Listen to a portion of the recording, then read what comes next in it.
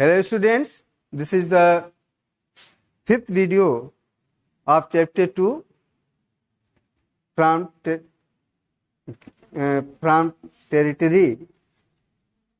trade to territory। तो इसमें आज हम लोग पढ़ेंगे टीपू सुल्तान के बारे में, टाइगर ऑफ मैसूर। टीपू सुल्तान को क्या कहा जाता है? Tiger of Mysore. ये हम बता दें कि ये हैदर अली के सन थे, उनके लड़के थे।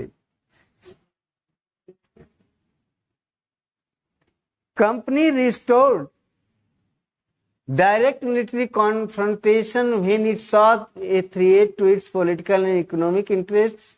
This can be illustrated with the case of southern Indian state of Mysore. जब इसके पॉलिटिकल और इकोनॉमिक इंटरेस्ट को कहीं से कोई डर पैदा होता था, इसका इंटरेस्ट नहीं सिद्ध होता था, तो कंपनी जो वहां पर डायरेक्ट मिलिट्री ऑपरेशंस कर दी थी। ठीक है, मतलब इसका पॉलिटिकल और इकोनॉमिक इंटरेस्ट अगर ना सिद्ध हो, मतलब इसकी राजनीतिक और आर्थिक भलाई में अगर कहीं से कोई बाधा आती थी, तो कंपनी जो वहां पर मिलिट्री फोर्स सप्लाई कर देती थी। इसको हम मैसूर से अच्छी तरह से समझ सकते हैं। Mysore had grown in strength under the leadership of powerful rulers like Hyder Ali and his famous son Tipu Sultan. ठीक है, हैदर अली ये भी काफी पावरफुल रूलर थे और उनके सन टीपू सुल्तान भी तो पावरफुल हुए ही, उन्हीं के बारे में पढ़ रहे हैं। तो इनके अंडर में मैसूर जो है काफी पावरफुल हो गया था। ठीक है, वहां की पब्लिक जो थी, वहां के सब्जेक्ट्स जो थी, वो काफी सुखी थी। तो क्या होता है, तो मैसूर का जो ए मालाबार कोस्ट था, यहां से जो ट्रेड होता था मसालों का और सब चीजों का, ये काफी प्रॉफिटेबल था। और 1785 में टीपू सुल्तान ने क्या किया कि कहा कि हमारे यहां से सैंडलवुड, पीपर, कार्डमम, यहां से उनके मतलब जो है कंपनी का ये नहीं होगा, यहां से सप्लाई नहीं होगी, कंपनी की जहाजें यहां से नहीं जाएंगी। इस पर उन्होंने रोक लगा दी।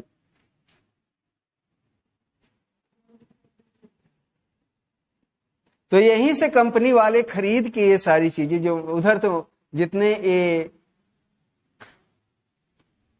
ये सारी चीजें जो हैं, पीपर, कार्डमम, ये सब तो उधर ही होती हैं, वहां से ये बाई करते थे, बाई करके उनको एक्सपोर्ट कर देते थे यूरोप को।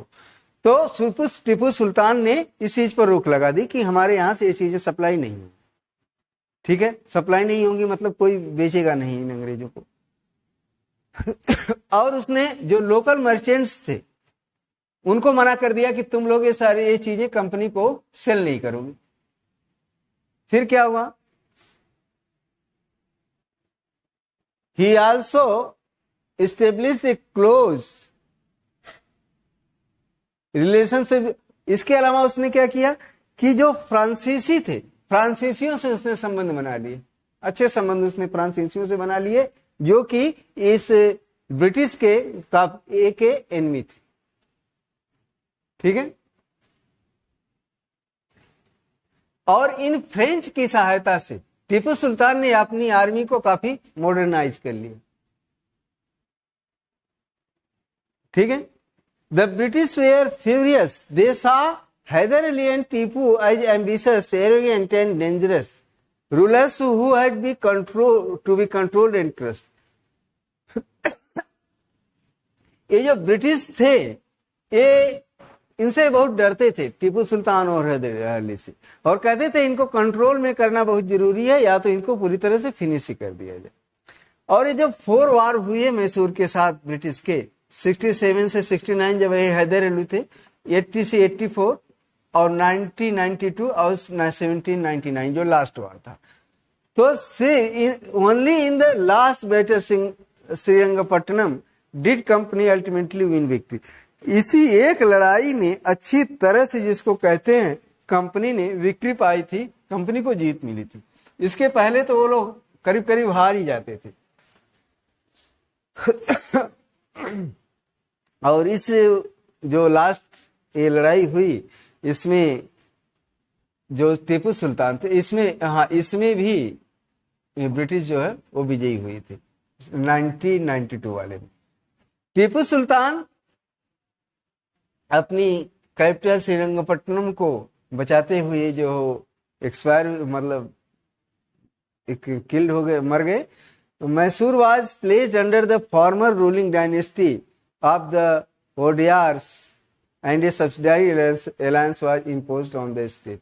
और जब टीपू सुल्तान वहां मारे गए उस लड़ाई में, तो जो वहां का इसके पहले का वंश था वाडियार डायनेस्टी जो थी उसको दे दिया गया वहां को रूल करने के लिए, और उससे सब्सिडारी अलायंस पर जो है उस स्टेट पर इम्पोज किया गया, लागू कर दिया गया सहायक संधि। तो सब्सिडारी अलायंस क्या था ये तो बताया ही है कि वहां पर ब्रिटिश की आर्मी रहती थी, ठीक है, ब्रिटिश की आर्मी रहती थी और वो लोग, और पूरा खर्चा जो है वहां के रूलर को देना पड़ता था।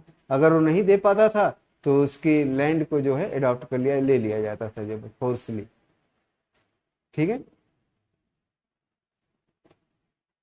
अब देखिए, अब उनको तो किसी न किसी तरह से अपना टेरिटरी एक्सपेंड करना ही था, तो उनकी मराठों के साथ भी लड़ाई हुई। From the late 18th century, the company also sought to curb and eventually destroy Maratha power. ठीक है, 18th सेंचुरी के करीब करीब लास्ट में कंपनी ने मराठा पावर को भी डिस्ट्रॉय किया, उसको भी नष्ट कर दिया। With their defeat in the third battle of Panipat in 1761, Marathas' dream of ruling from Delhi was shattered. मराठों की इच्छा थी कि वो दिल्ली से अपना रूल, मतलब पूरे इंडिया पर, करीब दिल्ली सेंटर था पूरे इंडिया का, तो मराठों की ये इच्छा थी कि वो दिल्ली से रूल करें, दिल्ली को अपने अंडर में कर लें। लेकिन जब 1761 में के पानीपत की लड़ाई में वो लोग डिफीट हो गए, तो उनकी इच्छा जो है, इनका जो ये स्वप्न था मराठों का, वो सेटल्ड हो गया, बिखर गया। They were divided into many states under different chiefs belonging to dynasties.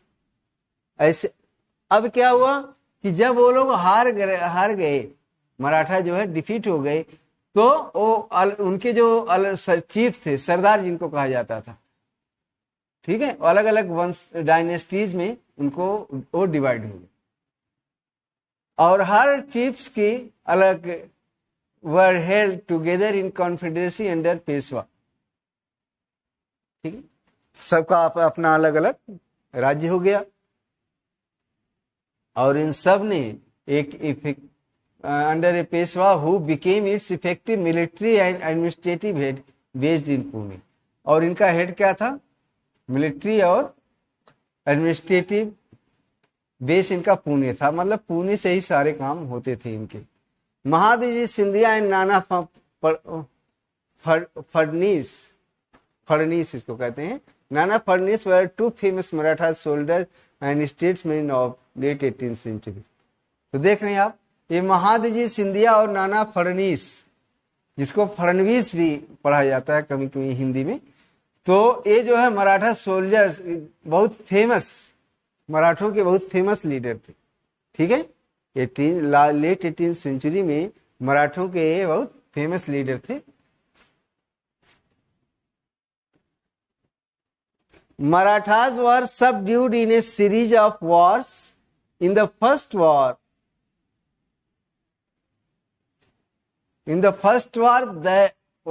that ended in 1782 with the Treaty of Salbai, there was no clear victor. तो मराठों के साथ जो ये इनकी वार हुई, उसमें लगातार कई लड़ाइयां हुई, series of Wars. In first वार, पहली जो वार हुई 1782 में, ए सालवाई, ट्रीटी ऑफ सालवाई, सालवाई की संधि हुई इसमें, जिसमें कोई क्लियर विक्टर नहीं था, क्लियर कोई विजेता नहीं था, दोनों जो है एक दूसरे की पावर से डरते थे, ठीक है, इसलिए इन लोगों ने एक ये सालवाई की ट्रीटी ऑफ सालवाई की संधि की, ठीक है। दूसरा सेकेंड एंग्लो मराठा वार 1803 और 5 में हुआ, और ये अलग अलग फ्रंट पर ही लड़ा गया, resulting in the British gaining Odisha and the territories north of Jamuna river including Agra and Delhi. और इस वार में ब्रिटिश ने क्या किया, ओडिशा, ठीक है, एंड द टेरिटरी, और जमुना के नॉर्थ की जो उसकी टेरिटरी थी जैसे आगरा, दिल्ली, इन सब पर उन्होंने कब्जा कर लिया। और जो थर्ड एंग्लो मराठा वार हुआ,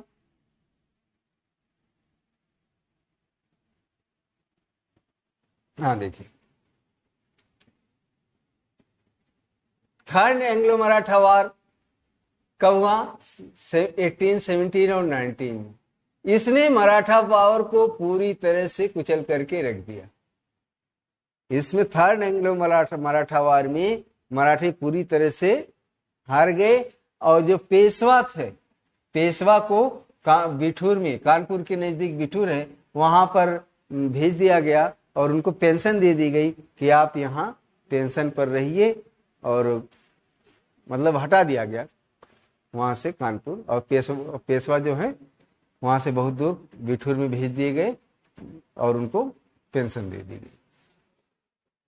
company now had complete control over the territory south of Bind. इस तरह से उधर देखिए टीपू सुल्तान हार गए, ये मराठा हार गए, तो बिंद के जो विंध्याचल आप जिसको कहते हो, इसके साउथ में जो भी टेरिटरी थी उस पर कंपनी ने अपना कंट्रोल जो है इस्टेब्लिश कर लिया। इस पूरा साउथ इंडिया लगभग उनके अंडर में आ गया।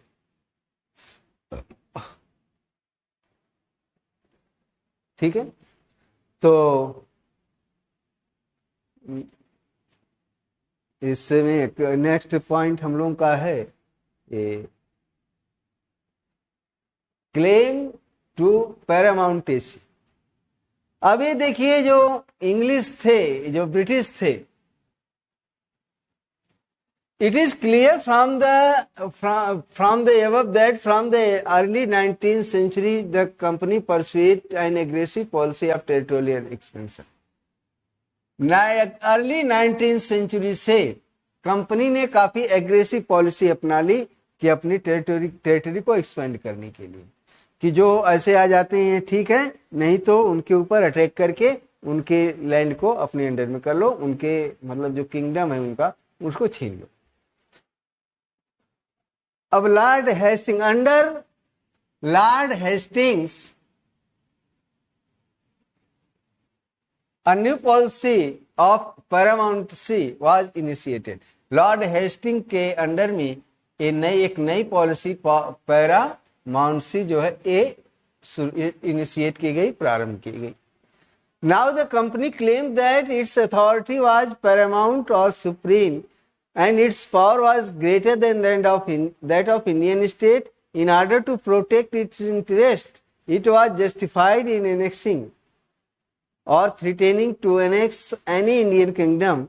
This view continued to guide later British policies as well.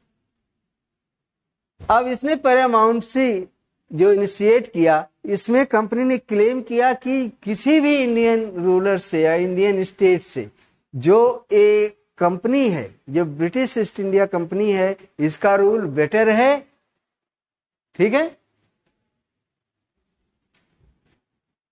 और बहुत ही बढ़िया सब मिला के सुप्रीम है, इससे बेटर रूलर कोई नहीं है। और इन ऑर्डर टू प्रोटेक्ट इस इंटरेस्ट, और इसकी भलाई करने के लिए, ठीक है, लोगों की इसकी मतलब इंटरेस्ट को प्रोटेक्ट करने के लिए उन्होंने क्या किया, इंडियन किंगडम को एनेक्स करना जरूरी समझा, उनको डरा धमका करके अपने अंडर में लिया। और बाद में भी यही पॉलिसी उनकी चलती रही कि वो अपने आप को इंडियन रूलर से बेटर समझते थे, किसी भी किंगडम से बेटर समझते थे, और अपने इंटरेस्ट के लिए, अपनी इंटरेस्ट मतलब भलाई, अपने इंटरेस्ट के लिए वो दूसरे इंडियन किंगडम को एनेक्स कर लेते थे, हड़प लेते थे। This process however did not go unchallenged. For example, when British tried to annex the small state of Kittur, Rani Channamma took to arms and led an anti-British resistance movement. लेकिन जो भले वो पावरफुल हो गए थे, लेकिन Indians भी मानने वाले नहीं। जैसे बता रहा है कि जब कित्तूर को कर्नाटक में जो है, इसको उन्होंने एनेक्स करने की कोशिश की, तो रानी चेन्नम्मा जो वहां की थी, उन्होंने ब्रिटिश के विरुद्ध हथियार उठा ली। और जब वो लड़ाई चलने लगी तो 1824 में वो जो अरेस्ट हुई, और लास्ट में 1829 में वो जेल में ही जो है वो मर गई। ठीक है।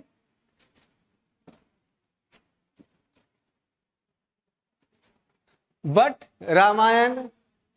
Rayanna, a poor चौकीदार of Sangolli in Kittur, carried on resistance. जब वो एक्सपायर कर गई, जो वहां की रानी चेन्नम्मा थी, तो ये रायन्ना था वहां का चौकीदार कित्तूर का, उसने ब्रिटिशों के खिलाफ लड़ाई लड़ी। ठीक है। और इसका रिकॉर्ड, और उसको काफी सपोर्ट मिला, वहां की पब्लिक का काफी सपोर्ट मिला था इस रायन्ना को। और ब्लास्ट में वो भी पकड़ा गया, और 1830 में उसको जो है फांसी दे दी गई। और इस तरह से